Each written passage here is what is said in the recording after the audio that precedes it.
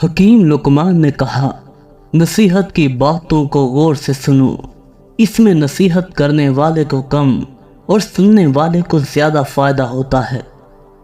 جو مرد اپنی بیوی کو دوسروں کے سامنے لائے اور کہے کہ میری بیوی کیسی ہے، تو یاد رکھنا بہت جلد اس مرد کی بیوی کسی اور کی ہو جائے گی۔ جو شخص تمہاری نظروں سے تمہاری ضرورت نہیں سمجھ سکتا، اس سے کچھ مانگ کر خود کو شرمندہ نہ کرو۔ حکیم لقمان کے پاس ایک عورت آئی اور کہنے لگی، یا حضرت، میرے 3 بچے ہوئے ہیں، تینوں ہی کالے پیدا ہوئے ہیں، حالانکہ میرا رنگ گورا ہے، ایسا کیوں؟ حکیم لقمان نے کہا، کیا تمہارا شوہر یہ 2 کام کرتا ہے؟ عورت نے کہا، کون سے 2 کام؟ حکیم لقمان نے کہا، پہلا، کیا تمہارا شوہر نشہ کرتا ہے؟ دوسرا، کیا تمہارا شوہر رات کو دیر سے سوتا ہے؟ اس عورت نے کہا، بالکل، وہ یہ 2 کام کرتا ہے۔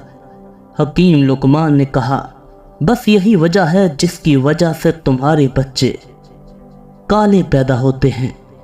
شوہر کو ایسا کرنے سے منع کرو۔ شادی شدہ عورت اگر بہت زیادہ آئینہ دیکھنے لگے تو سمجھ جاؤ وہ اپنے گھر میں ایک نئی آفت کو بلا رہی ہے۔ کنواری لڑکیاں جب چھت پر زیادہ وقت گزارنے لگیں تو سمجھ جاؤ وہ بالغ ہو گئی ہیں۔ جب کوئی تم سے محبت کرنے کا دعویٰ کر رہا ہو تو یہ دیکھو کہ وہ تمہاری آنکھوں کی طرف دیکھ رہا ہے یا نہیں۔ اگر نہیں دیکھ رہا تو سمجھ جاؤ وہ محبت نہیں کرتا۔ فیثاغورس کے پاس ایک عورت آئی اور کہنے لگی، میری شادی کو 5 سال ہو گئے، ابھی تک میری اولاد پیدا نہیں ہوئی، حالانکہ میرا شوہر ہر رات میرے ساتھ ہم بستری کرتا ہے۔ حکیم لقمان نے کہا، کیا تمہارا شوہر تم کو ہر رات کوئی چیز پلاتا ہے؟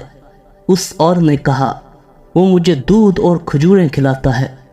حکیم لقمان نے کہا، بس یہی وجہ ہے تمہاری اولاد ابھی تک پیدا نہیں ہوئی، کیونکہ وہ تم کو نشہ آور چیز دے کر خود آرام کے ساتھ سو جاتا ہے۔